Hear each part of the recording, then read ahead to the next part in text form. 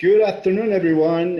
Let's wait for a few minutes until participants, just to allow some time for participants to join us. Thank you very much for being with us.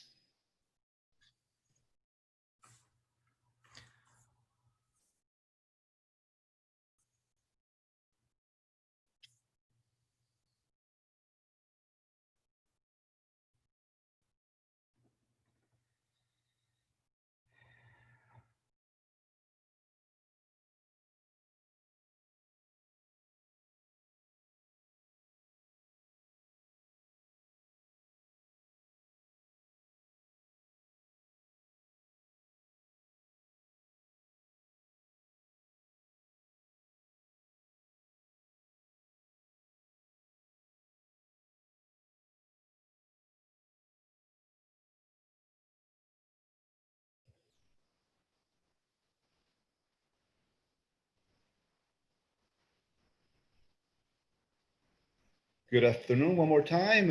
Let's wait for a few more minutes. I see the participants are logging in, and it will be a few minutes. Thank you.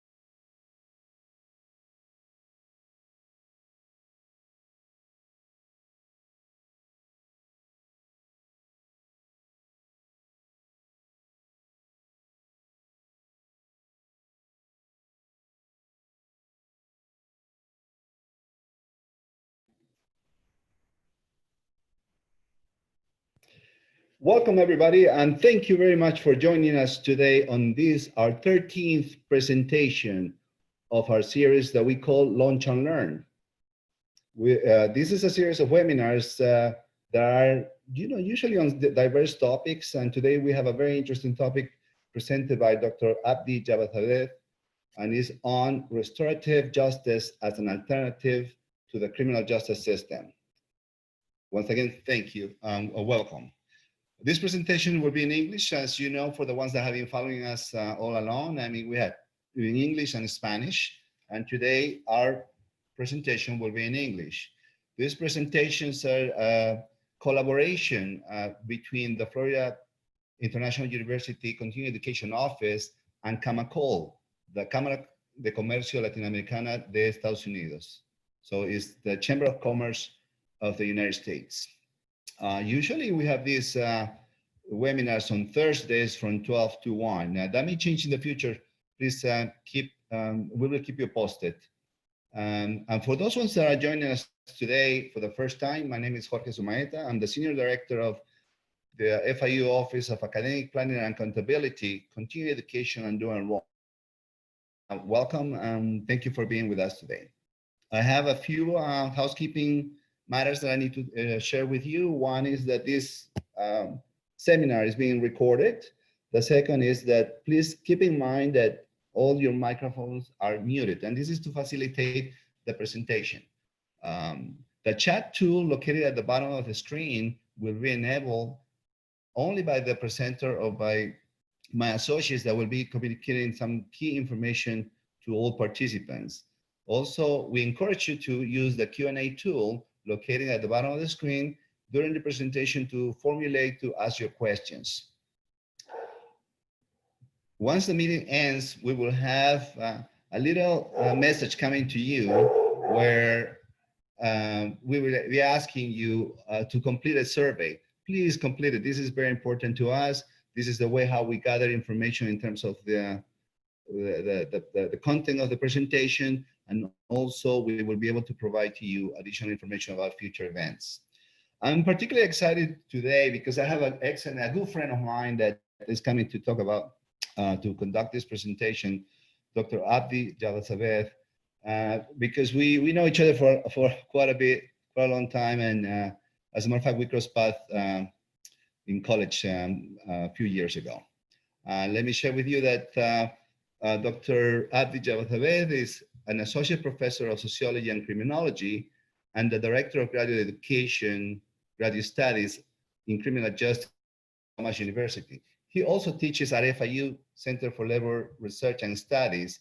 He has taught many subjects in criminology and sociology for the last 20 years. His current research includes global minimum wage, which is an area, a topic that I'm very fan of. It's an area that I like to get into, and we have different conversations with Abdi about this. So he continues his research on the implementation of restorative justice statewide and nationwide. He has worked on many issues of social justice in South Florida and is currently on the board of directors at the Miami Workers Center and the board of directors of the gun violence chapter of PACT, People Acting for Community Together. He's currently working with the FIU Law Clinic on bringing an end to the Florida death penalty. His expertise is on social movements, political and sociological theories, in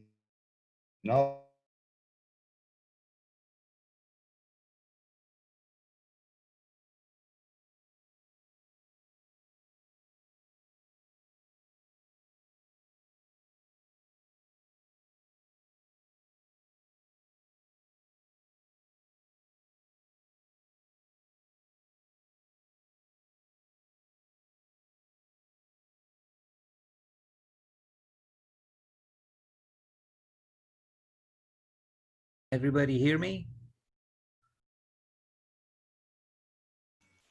Yes, Abdi, can you start? Sure. Hi, everyone. Thanks again, Jorge, Sharima, and Millie for the opportunity. Thanks to FIU Continuing Education and Chemical. I really appreciate the opportunity. Um, uh, like the title of my talk says, this is mostly about restorative justice, which I think is a necessary and a very good alternative to the criminal justice system. Before I get into some of the particularities of restorative justice system, I just want to give sort of an introduction to the extant criminal justice system. As most of you probably know, the criminal justice system is made up of 3 pillars.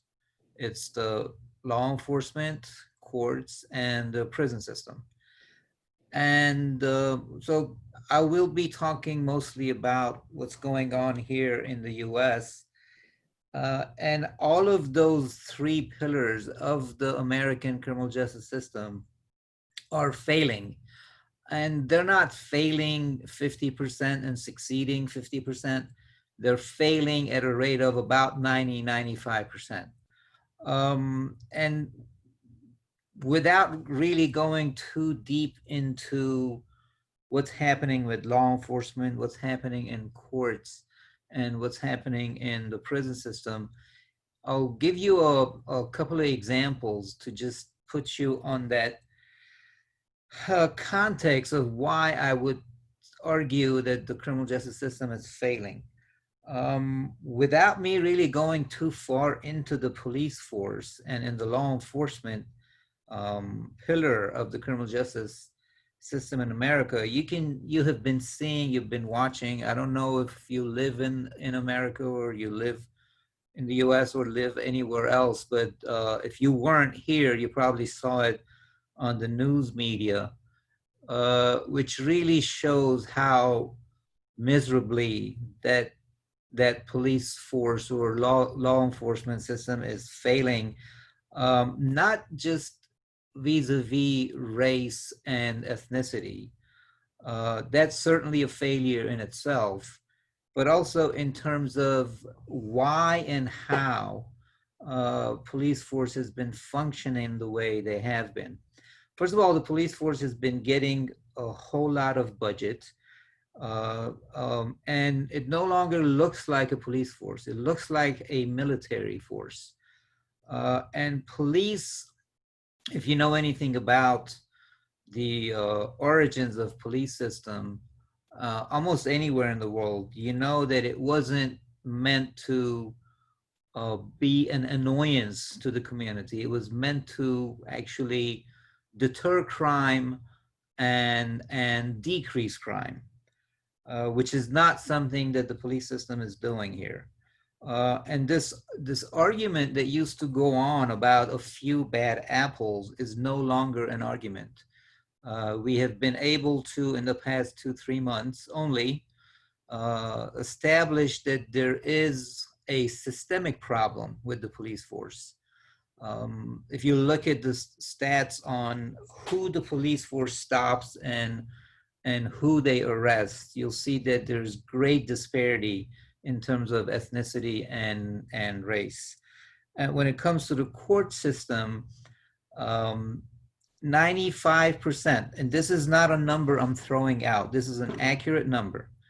95% of the time when a person goes in front of a judge in a court to be indicted, they end up plea bargaining. That is, they plead guilty to get a lesser sentence than if having to go to trial and getting a longer sentence. So if you are caught for something that you have not even done, a crime, a felony that you haven't even committed, if you go in front of a judge, and of course you don't have money to get a private lawyer, you'll be appointed a state lawyer, state attorney to defend your case. I'm sorry, a public attorney to defend your case. Public attorneys in America, in most settings, handle anywhere from 60 to 80 cases a day. A regular lawyer may handle 1 or 2 or at most 3 cases a day. These people handle 60 to 80 cases. That is, they don't even know you until you are present in court and they call your name. When you get up, the public attorney says, "Is that you?" And then they'll tell you what to do in terms of plea bargaining. So what ends up happening is 95% of the time, people say, "Yes, I'm guilty," even though you may not have committed the crime, or there may have been particular circumstances to a crime. You can't even argue it.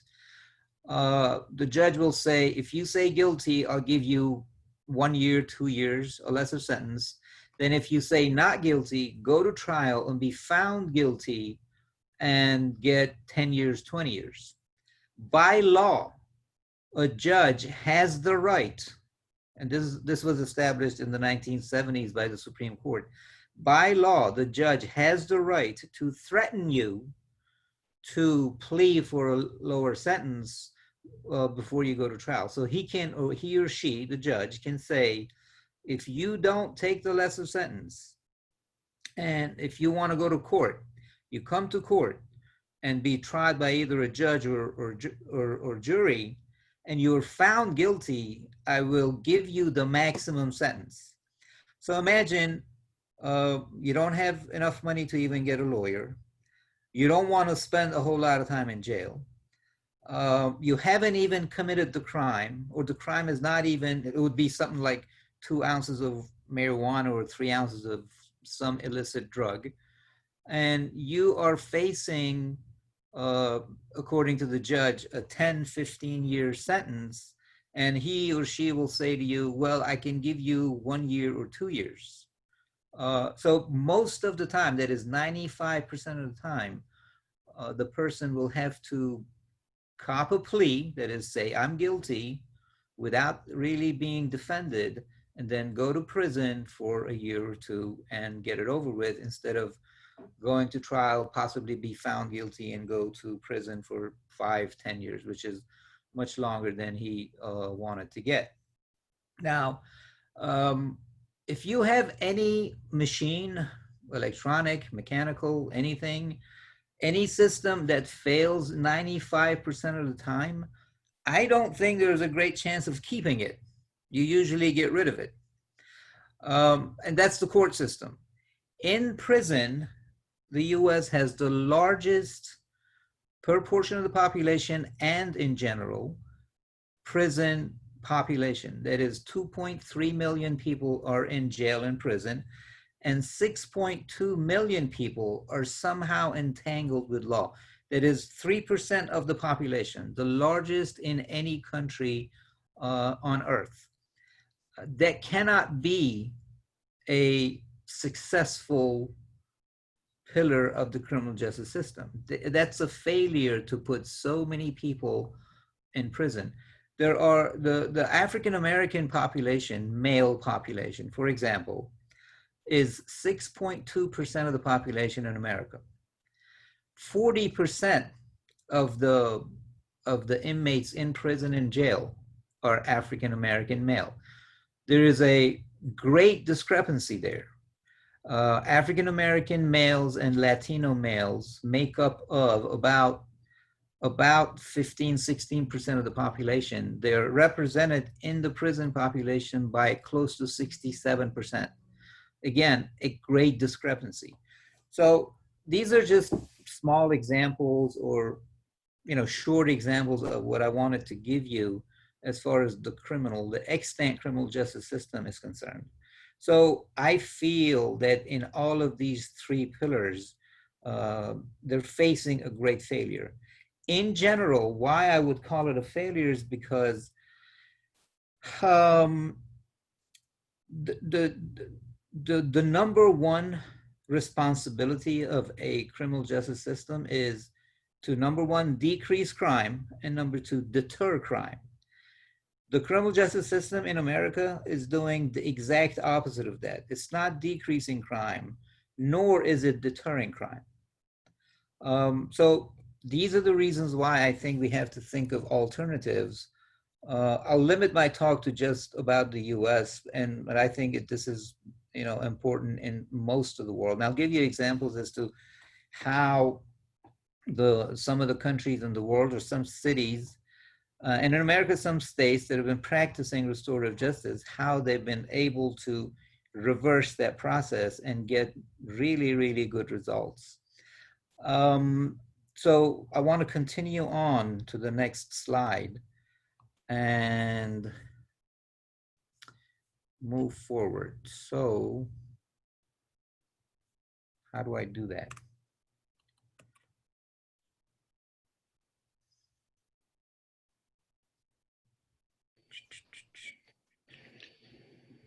Perhaps either Sharima, you can help. But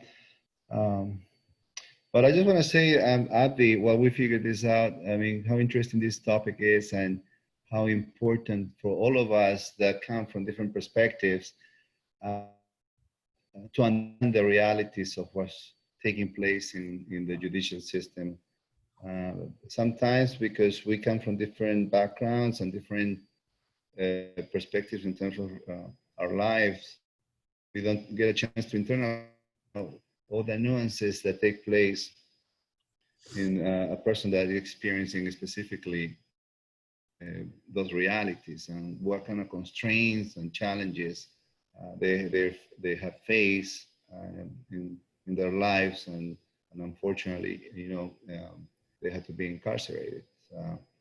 But then also the best thing that we can do is a way that we can do is to really organize, put together a system that is sensitive to those issues.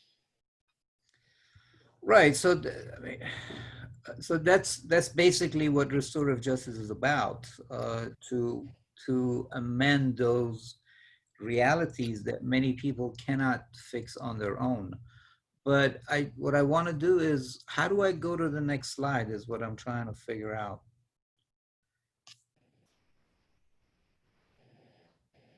It's a very simple process where you kind of extend your finger and push next. I don't see that because No, on your keyboard. Yeah, I'm trying, and it doesn't move.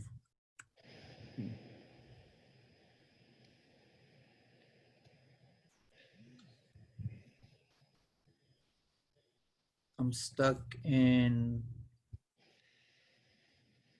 I'm just gonna apologize to our audience, and it will take us a minute to figure it out.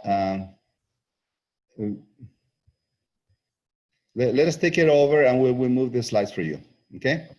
Yeah. So you're absolutely correct. I mean, if we have any type of a car, if we have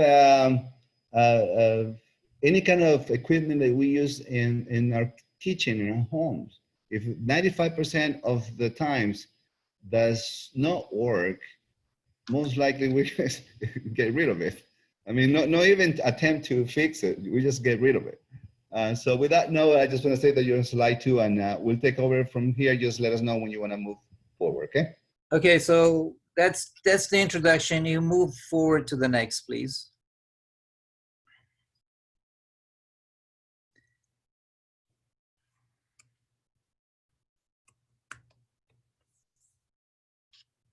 Next slide.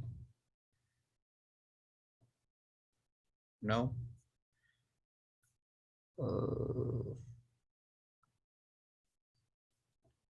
I thought we had this figured out. I think I need to be on camera so we can move forward. There we go. There we go. It's coming. It's coming. Okay, so restorative justice. So we're on the 3rd slide there. Thank you. So these are, I'll go through restorative justice in sort of a formal way and explain some of the slides.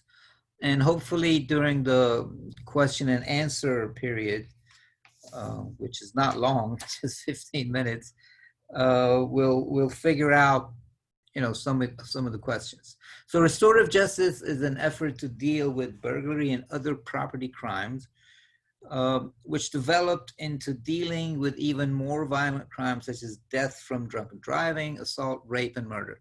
So one of the questions that people always ask me is, what about the more serious crimes like rape and murder? The country of New Zealand has been practicing restorative justice for now 40 years. So since, I'm sorry, about 31 years, since 1989. They are now, for the past 10 years, 12 years really, since 2008, they've been able to even resolve cases of rape and murder.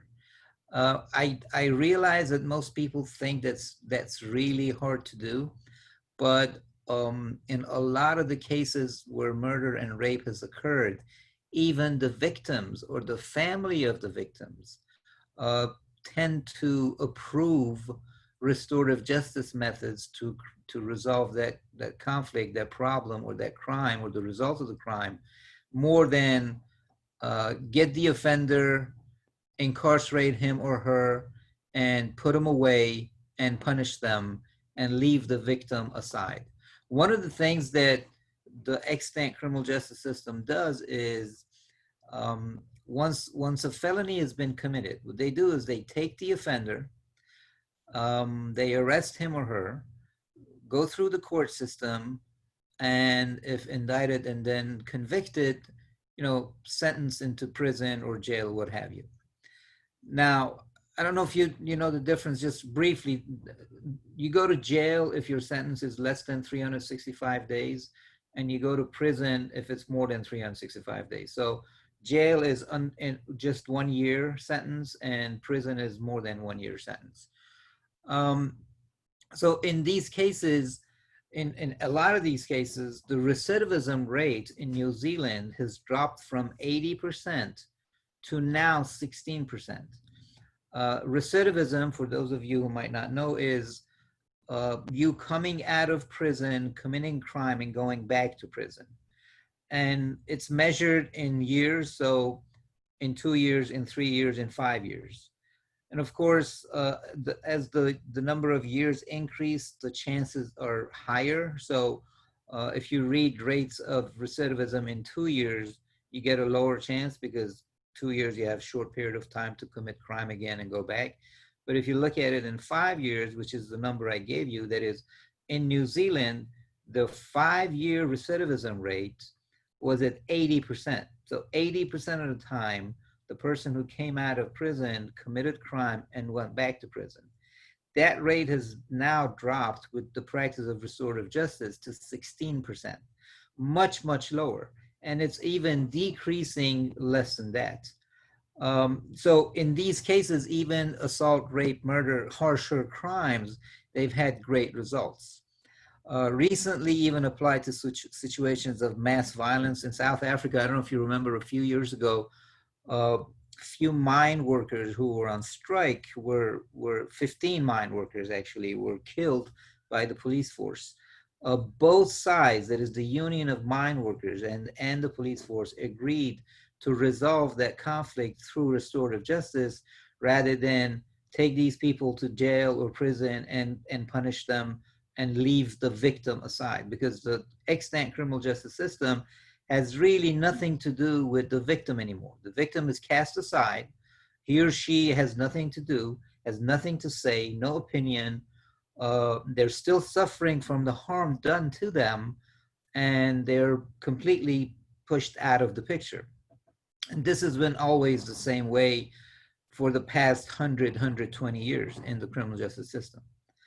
Ultimately, restorative justice provides an alternative framework for thinking about wrongdoing. And so the following slides are that framework. And here's a brief definition by the Restorative Justice Consortium.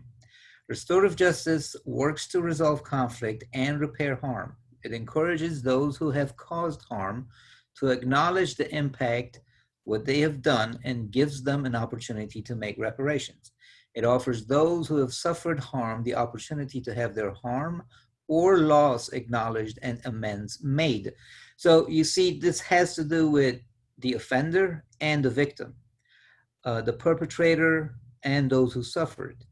And once you put those people together and the community of those people together, you get much greater results than cast both aside, they never meet, and one gets punished and one is isolated and neglected. By the way, one thing I should have said in the beginning, that is, restorative justice is actually the natural occurrence of when harm has been placed. That is, if you go back 600, 700, 1,000 years ago in human history, before we had a criminal justice system, before we had a police force, before we had courts and so forth, because I don't know if you know, but common law in England was actually made in 12th century, so about 800 years old. But before that, if you go and look at how how conflict was resolved was actually through the community. There was no police force. There was no court system. So we're going back to the way we used to resolve it. We can go back to the way we used to resolve conflict between the offender and the victim. Next slide, please. All right, so these are so I say restorative justice is not. That doesn't mean that the following are not resolved by restorative justice system, but they're not primarily these things. They include, but they're not that. Restorative justice is not primarily about forgiveness or reconciliation or mediation, or primarily designed to reduce recidivism. That's not really the intent. The result is that, but it's not designed for that. Particular program or blueprint, it's not merely theoretical. It's not primarily intended for minor offenses. Like I said, it includes rape, murder, and so forth, or first-time offenders. New or North American development, like I said, this has been in history. And New Zealand was the first country that started officially using it in their entire criminal justice system. It's not a panacea or necessarily a replacement of the legal system. Because in some countries, in some states, in some cities, they actually work hand in hand together. And it's not necessarily the opposite of retribution. Retribution is the extant system we have in place right now that is, you actually get punished and nothing else. And just for your knowledge, most states, including Florida, in the prison system, the word rehabilitation is not even used one time. It's all about punishment. And it's about punishment of the offender, and again, nothing to do with the victim. The victim is left by himself or herself, isolated, away from the case, and nothing really gets resolved. And so you would have the offender go to prison, indicted, sentenced, and go to prison and serve the sentence, and the victim doing whatever it is that he or she has done or is doing, and never getting any closure from what happened to them. And so you come back out of prison as the offender. The crime or the problem still remains. Nothing is really resolved through the regular criminal justice system. And the retribution system is shown not to work if it's the only thing that we do, not in all cases. If it's the only thing that we do, it's not working in terms of deterring and decreasing crime, which is supposed to be the actual responsibility of the criminal justice system. All right, common methods. These are things that are usually done. So about 95% of the cases where restorative justice is used, these are the four methods that are used. The most widely approaches are victim offender mediation. That is, you have the victim and the offender and one mediator. They sit and they talk about the crime or the felony and they try to resolve it that way. Family group conferencing. You have the family of the victim, family of the offender, and then you have mediation too, to work things out. Circles, that is, you have a circle of people that sit and talk about the offense and talk about the offenders. They talk about how things can get mended and resolve the conflict. And victim-offender dialogue. This has worked really well even in rape cases where the victim and the offender sit down and the victim tells the offender exactly how he or she has been hurt through that rape, that act, and gets the offender to understand that this is something that has hurt her or hurt him, and that this is the way that they're going to have to live life forever and ever. In cases of rape, you probably know the rapist, if convicted, gets taken away, put in prison, comes out, nothing changes really. The victim, nothing changes. Our criminal justice system tries to do some counseling for the victim, but really not helpful at all. And all of these put the victims and the offenders in direct dialogue, because that's what's necessary, nearly always face-to-face about a specific offense or infraction. Face-to-face or circles is key here. That is, they have to face each other, and the offender has to take responsibility, and the victim has to tell the offender how they feel about the offense, which is really key in that communication, in that dialogue. Needs of crime victims. There is the need of information, truth-telling, empowerment, and restitution or vindication. That is, information has to be there when the victim is present. They have to tell the truth. The offender has to tell the truth. They have to be honest with why they did it, how they feel now, and the victim also.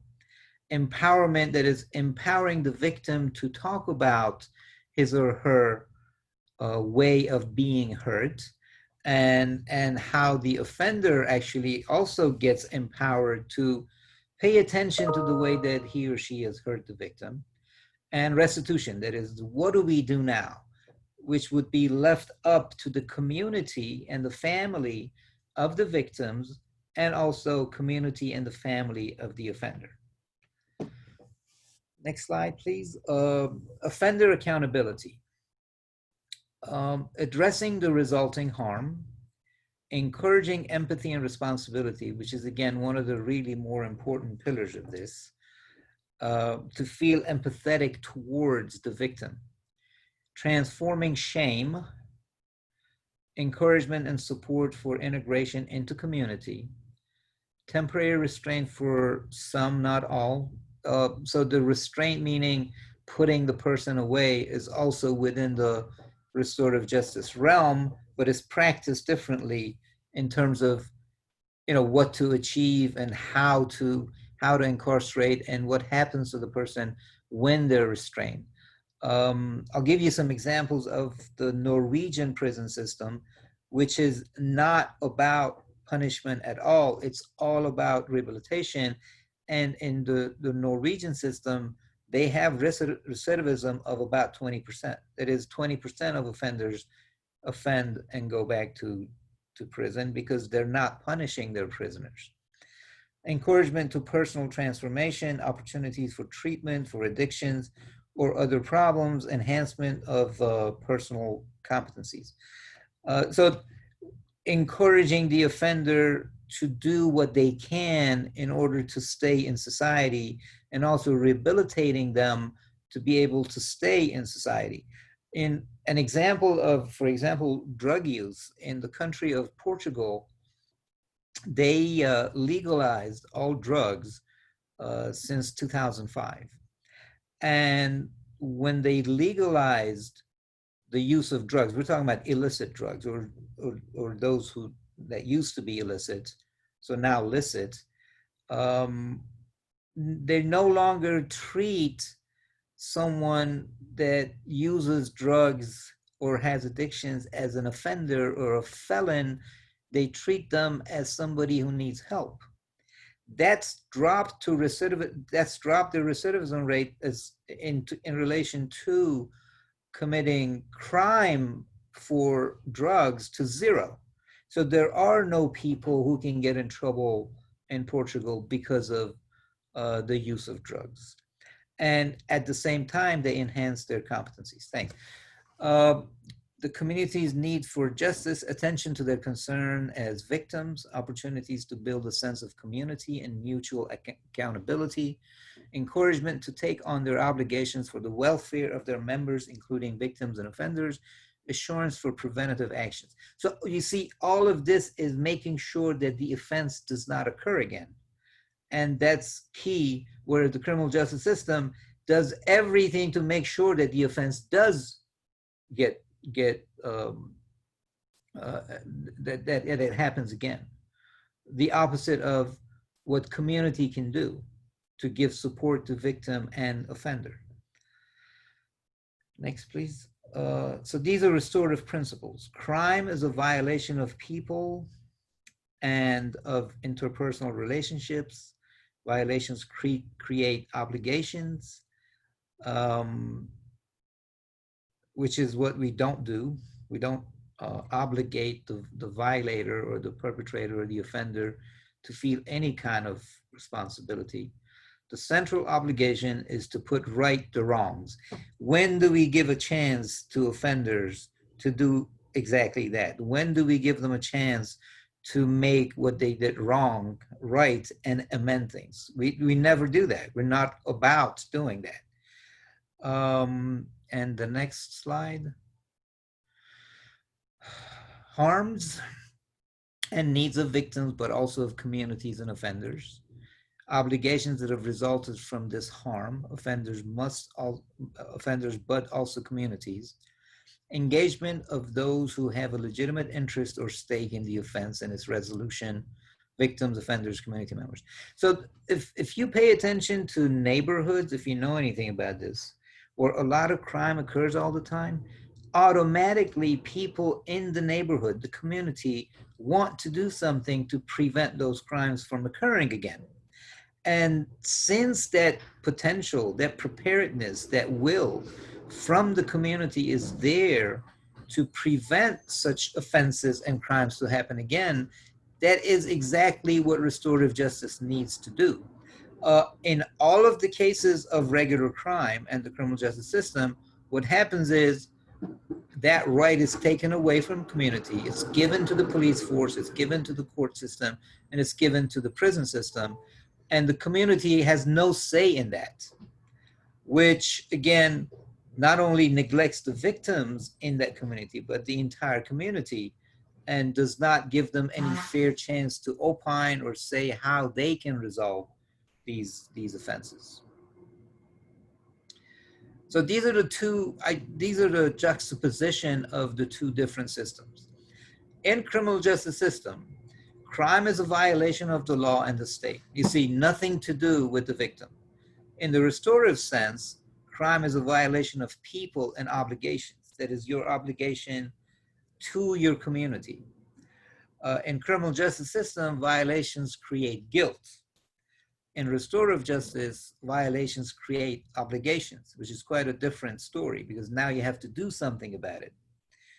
Criminal justice system, justice requires the state to determine the blame or the guilt and impose pain or punishment. In restorative justice, justice involves victims, offenders, and community in an effort to put things right.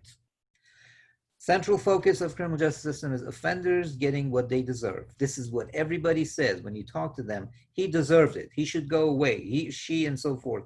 Punish, punish, punish. In restorative justice, victims need and offenders' responsibility for repairing or there should be repairing the harm. So very different ways of looking the way justice can be panned out. Next, I think that's the last slide. Okay, so this is a contextual difference. Criminal justice asks what laws have been broken. Restorative justice asks who has been hurt. Criminal justice asks who did it. Restorative justice, what are their needs? Like, what does the offender need to not commit this crime again? Criminal justice, what do they deserve? Restorative justice, whose obligations are these? Who should get involved to prevent this from happening again? And obviously it's victim, offender, communities of victims, and communities of offenders. I think that was the last slide, if I'm not mistaken. Right. So that's my credentials, but below I put 3 different links. Those are, the second link, which is a UNICEF handbook, is really great for understanding what restorative justice is all about. It's a really good booklet. I think they put that out a few years ago. I think it's 12, 13 years old, but it's really, really pertinent. And that's the end of my talk, I guess, because what time is it? We are doing great. Oh my God, right on time. Look at that. You did it. You did it. I had to say, I had to congratulate you for keeping the time and also for devoting your career and and your research to this very sensitive topic. There is all communities around the world are facing different challenges in this respect, but I think for us, as you know, the times that we're living in provides an opportunity for us to really revisit as a society and attempt to come up to align to better practices, and we benefit from your research and for your passion on the topic. Thank you, Professor Javadzadeh. What I'm gonna do, I'm gonna open up the next segment, which is specifically focusing on questions, okay? Sure. So is it, are there sentencing guidelines for each offense like here in the UK, or can the judge give whatever sentence they like? Yes, there is now what's in place called minimum sentencing. So it used to be that, I mean, it's like a double-edged sword, but it used to be that the judge could consider the circumstances, you know, what led up to the offense, what type of life did the offender live, you know, if he or she has been neglected, you know, all of those circumstances used to be the ability of the judge to consider. But with minimum sentencing, that's no longer true. So if you commit a crime and if you're found guilty for committing the crime, there's a minimum sentence that the judge cannot go below of. That is, so yes, there are standards that the judge has to go by. It's called, the law is called minimum sentencing. Thank you, Professor Javadzadeh. Can you explain transformative shame? Yes. Transformative shame is putting the offender in a situation where he or she feels how badly they have hurt the victim and feeling shame or obligation about it. Now, this transformative shame does not occur in the retributive system. There is no shaming because you feel like you were caught, you were indicted, you were sentenced, and now you're serving you're doing your duty to society, whatever, even if you feel any chances of responsibility. And then there is no shame involved because it's retribution. You're paying for it, like the eye for an eye kind of a concept. And that shame does not exist in the criminal justice system whatsoever. But when you sit with the victim, you are supposed to, and you assuredly will, because you're hearing from the victim's mouth how badly you have hurt them. And there is shame in that. And that's the idea of bringing shame into the formula and making you feel obligated. Obligation of the offender is a very key element in restorative justice. Okay, thank you. The next question is, why do we have empty prisons in Singapore? Well, there are different theories on that. The most common or popular theory is because the Singaporean government, which is, you probably know, it's a nation state city, severely punishes. So, which is consistent with it's a really old theory that if you increase punishment, you decrease crime. It sounds good, but that's not true. You can't show any consistency between those two variables. That is, increase of crime, increase of punishment decreases crime. The one way I could answer that question, that is why are Singaporean prisons empty? They're not empty, but they're not as populated as ours, is because actually that's a culture that's really shame-based. And that, not just the Singapore culture, but generally the Eastern culture, the Confucian and Taoist culture is shame-based. And people feel a sense of obligation to their community. That's one of the reasons why Singapore does not have so many prisoners. It's not because Singapore government punishes harshly. or at least that's the way I feel. So this shame that we're talking about, or the connection a person feels to their community, is what's decreasing and deterring crime in Singapore, not so much the popular belief that it's because it's severely punished. Thank you. One very quick one is has to do with somebody that the question reads. I'm wondering what, as a retired teacher, can do to advocate for restorative justice as a member of my community. That's a great question. Actually, when you were doing the introduction, you mentioned PACT. I work with PACT, which is a really good organization. They have like thousands of people organized in a lot of churches and universities and so forth. Churches, mosques, and synagogues, I should say, not just churches. So what we've been able to do is now, for this retired teacher, for any teachers, 49 middle schools and 52 schools in Dade County are now practicing restorative justice, because we've been able to, I don't want to say obligate and I don't want to say push, but we've been able to encourage the school system in Dade County to begin to do what they call restorative practice. And they have, I've been in these, they have circles with students. And so this is in school, whatever offense that can take place in school. So instead of calling the cops on students, which was like a great measure, there was a lot of times where schools were calling cops to come in and take care of the problem. And some of these children were being arrested. Now they're given civil citations, which is a different thing. But so now they sit in circles with offenders and victims, and they resolve the problem, even between teachers and students. There's great communication and dialogue, and they're able to do that. So you can, if you look for these schools, whoever's asking that question, to look for they call it restorative practice, which is different from restorative justice, but it comes from restorative justice. You can ask in what schools they're being practiced, and it's a great program. It's working really well. Super, and that aligns to our next question. It goes like, thank you, Dr. Javadzadeh, for this presentation. Restorative justice has been a trendy topic among many schools districts throughout the country, particularly those serving Black and Brown students in poverty communities.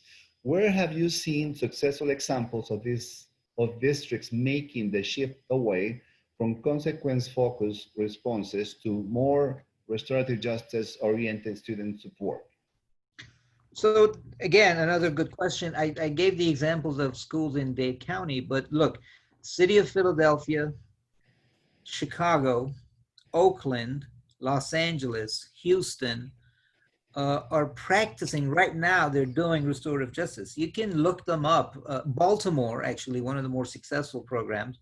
You can look them up and you can see the great results that they've been producing in terms of resolving these problems, resolving felonies and crimes. Look, when I talk, this is the unfortunate thing.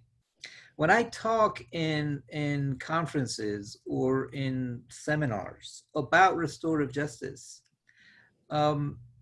if I have police officers present, or lawyers, or prosecutors present, when I talk about restorative justice, those who don't know about it, I see it, they laugh at me. You know, they laugh at the concept of resolving problem through community, because that's their mindset. They immediately think, and I've been asked this question so many times, they immediately think about the worst criminal there is. How are we going to do restorative justice with a serial killer? How are we going to do But that's all like 1% of the crime that occurs in America. What about the remaining 99%? Right? Even if you argue that these are the worst people, there is no restorative justice, there is no hope, they're sick, they're crazy, so forth. Sure, cast that aside. What are we going to do with the remaining 99%? Thank you. What? Punish and punish and punish and increase crime rates and never deter crime? That's not the obligation of the criminal justice system. Thank you. Thank you. Certainly a cultural shift and a way how we perceive the real issues. Do you feel the language has changed, become much less harsh over the decades, from drug addiction to substance abuse, disorder, for the benefit of increasing numbers of middle and upper class who are now using drugs, including opioids? That's a whole, of course it's changed. Look, a clear example of this is during the 1980s. This is like, I cannot, these are books and books. I can't do this in 2 minutes. During the 1980s, we were punishing severely women who were using crack cocaine, and then were mothers and so forth. We put them away, basically called them crack mothers, you know, all kinds of terrible, terrible names. And the only thing we did with them was we put them in prison, not paying attention to the reasons why they're addicted, not even paying attention to this really interesting fact that the Reagan administration had crack cocaine distributed intentionally in these neighborhoods. You can, the books have been written about this and how the CIA distributed. We called these women terrible names, we put them away and so forth. But when it came to the opiate, like you're the person who's asking the question, when it came to the opiate problem, that is the addiction, because it's white middle class and possibly upper middle class, we have changed the dialogue. We have changed the name. We are now holding people accountable and so forth. And now it's a different, and that's, I think, that has a lot to do with race and ethnicity and discrimination rather than just the criminal justice system. I'll end this, the answer to this question in one last sentence. And this is the history of America. So since, 1619, you cannot write the history of African Americans in America for the past 401 years without the involvement of the criminal justice system. Because the criminal justice system has only and always punished African Americans. No matter what the social problem was, it always became about criminal justice.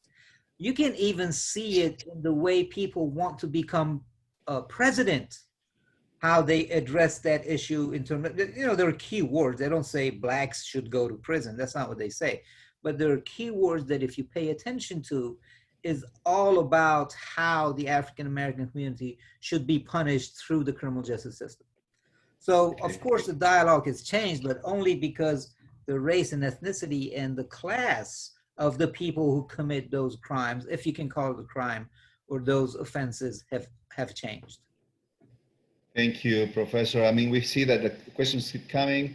We will attempt to answer them all until time permits us, but we need to be respectful of the time because, I mean, this is a session of launch and learn. But the next question reads, what are the major impediments to instituting restorative justice besides the obvious of our being entrenched in our current system? Well, the impediments are, when you said the obvious, is probably the obvious, you mean the criminal justice system. Look, take one officer, if you know them personally, right? If there's an officer in your family, a judge, a lawyer, a prosecutor, anyone that works with, a corrections officer, cast them aside, right? Take them aside, have a personal conversation with them, tell them about restorative justice. You will see great resistance, even like, forget the, the social and group think, right? As a group, they think, of course, that's a terrible idea. But even if you talk to one person from the criminal justice system, they won't think it's a good idea because it's their bread and butter, right? Only on the prison system, $52 billion about, give or take, is spent every year. And that employs people. So you're talking about, when you talk about restorative justice, people who are in the criminal justice system, they feel like you're pulling the rug from under them Because now they're thinking, what's going to happen if I lose my job when restorative? This is how people think. So it's not just the mechanisms or the structure of the criminal justice system that's the impediment. It's also the mentality of how will these social relations change? Will I lose my job? What will I do after this? And so on and so forth. So it's I want to call it ideology, but I hope you understand when I say ideology. It's the ideology of punitive system that's the real impediment, rather than just the structure of the criminal justice system. Thank you, Professor. Well, I'm gonna take two more questions, and then I start with my closing remarks. It's 1 o'clock already, and once again, I want to be respectful of everybody's time.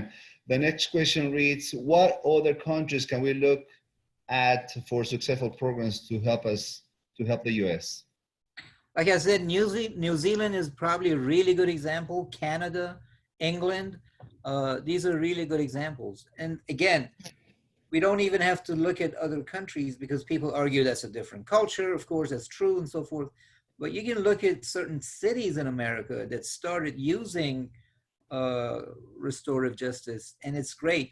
If you're interested in this theoretically, look up John Jay College. John Jay College has written a lot of good work on restorative justice. In fact, the way we introduced restorative justice to Dade County schools was with the help of John Jay College.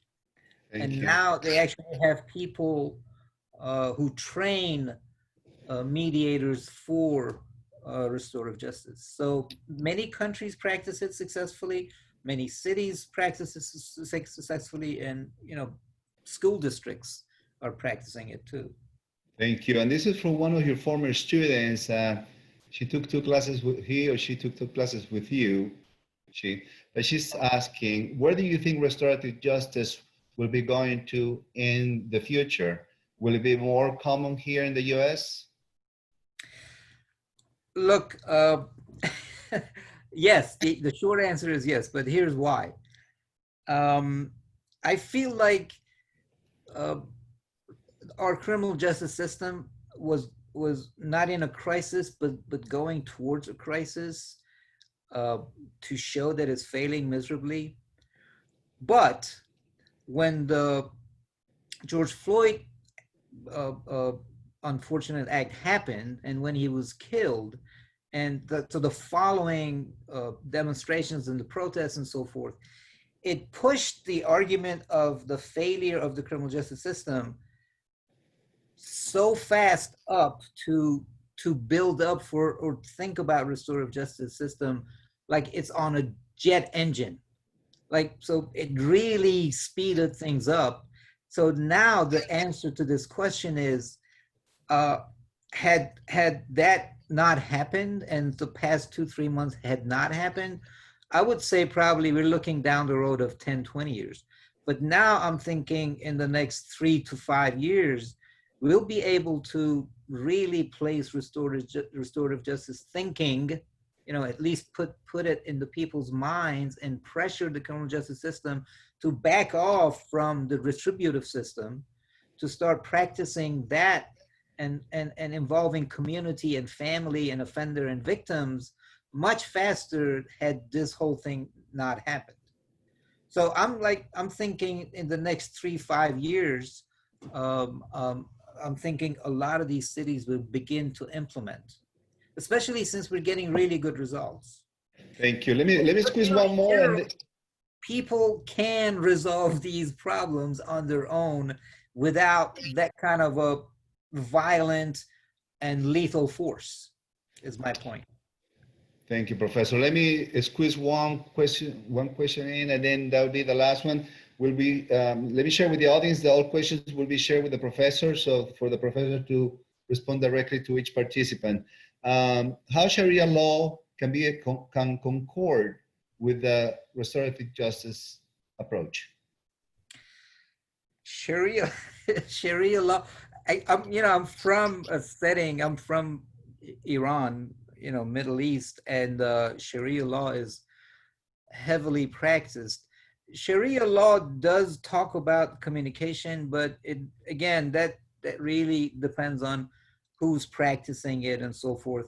The one thing I mentioned, look, let me explain this. Sharia law has one of its pillars is qisas, which is eye for an eye kind of a thing. So, if you kill a member of my family, I can do retribution upon you. But the good thing or the bad thing is the state doesn't decide or doesn't have the right to decide to execute you as a result, right? I have the power to say so. Now, as you read, I'm involved in getting rid of the death penalty. But one of the things that we say that supports death penalty is we should punish those who kill others, right? And then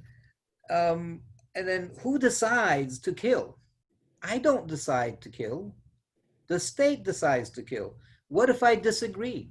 I'm the one who's the victim. I'm the one who's been hurt. My father was killed or my brother was killed. Why don't I decide? So in the sense of revenge, which is something that, oh yes, kill him, he killed some, that revenge is not sought by you. It's actually sought by the state. So the question is that a good idea? Should somebody else decide? And again, that goes back to the restorative justice sense. The victim, even though you're the victim of somebody killing your brother, has no say in that whatsoever. So imagine somebody kills my dad, right? I'm hurt. Obviously, my family is hurt. And then the state says, well, we'll execute him. First of all, forget that maybe I don't want him executed. Maybe that's not the way I think. Actually 2 days ago, after a long time, the federal government executed somebody. And the family of the victims disagreed with the execution. But did that stop the federal government from not doing so? It didn't, because they take things into their own hands. My point is this, Sharia law, Confucius law, Taoist law have good things to say. And I don't want to get into the details, but they have good things to say as to how we get the victims involved, right? How there should be dialogue, but we don't pay any attention to that. Yes, we can borrow from a lot of these laws, but that's not our mindset right now. Thank you, Professor Abdy Javadzadeh. I have no other choice but to openly, on the open forum, invite you again so we can revisit this topic and see how things are transitioning during these difficult times. I mean, I see your passion, and I also sense the passion from our participants for the kind of questions that have been asked, and also the number of questions that are coming. But I want to thank you. We have only 1 hour. We already went over by a few minutes. I want to thank all the participants for joining us today. I want to thank Dr. Susan Kimberg and Mrs. Ponce, who are our ABPs, always supporting us to take these webinars to you, to the general public. I want to also recognize Camacol, the Chamber of Commerce of Latin Chamber of Commerce in the U.S. Recognize our partner in crime, Mr. Jose Valeta, who's joining us today from the Chamber.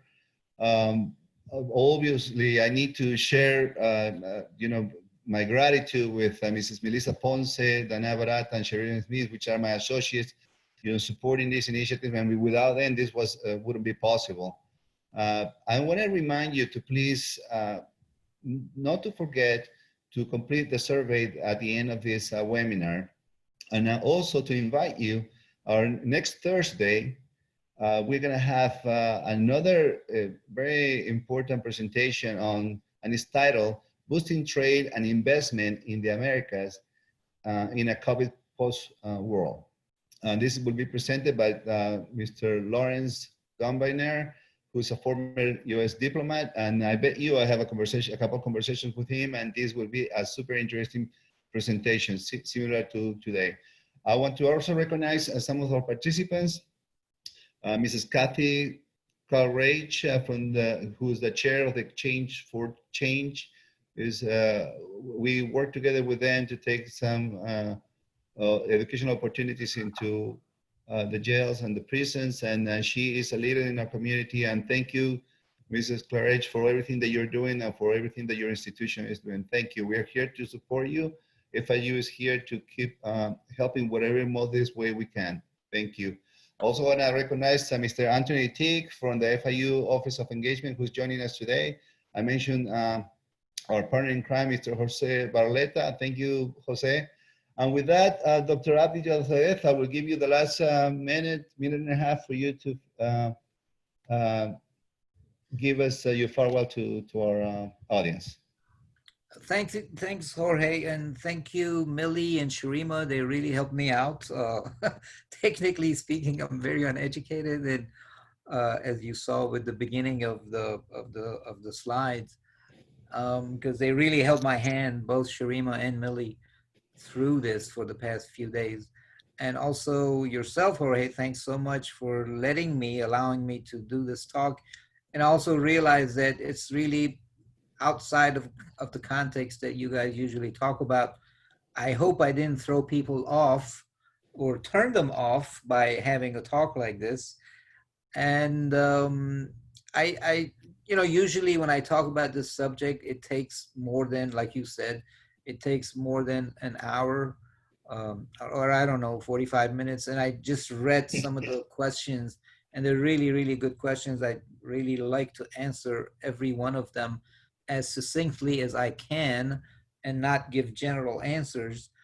But again, thanks for the opportunity. I really appreciate it. And I think restorative justice is something that not only works, but when I talk to people about it, so many people become so hopeful about the future as to how we can resolve this really failing institution of criminal justice system, because it's not working. I mean, by any means, by any stretch of the imagination, it's not working, and an alternative needs to be created.